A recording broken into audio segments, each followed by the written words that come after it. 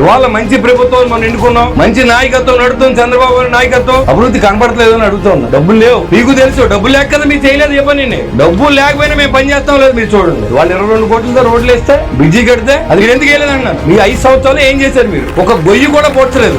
ఈ రోడ్లు ఎన్ని గోతులు అడిపోయింది. ఈ రోడ్డు అంతా మనం వచ్చాక మళ్ళీ ప్యాచ్ వర్క్ చేసి. కాబట్టి మీరు ఆలోచించండి. రైతులు కూడా, రైతులకి ఏ ప్రభుత్వం కులం కాదు ఇక్కడ ముఖ్యం. మేము జగన్మోహన్ రెడ్డి గారు కులం ఉండి, మేము పవన్ కళ్యాణ్ గారు కులం ఉండి, ఏంటి మీరు ఏ కులం అయితే? ప్రజలు ఓట్లు వేసేది కులానికి 5 ఓట్లు. కాబట్టి అందరూ కలిసి చేసేదే రాజకీయం.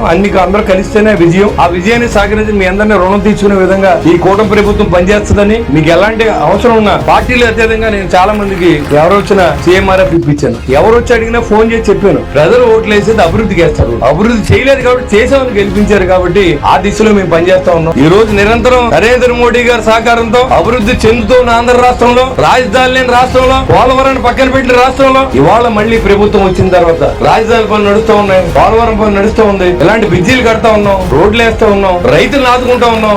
మరి ఏం చేయాలి? ఇంకా మౌలిక సదుపాయాలు కల్పిస్తా ఉంది. అది గమనించండి.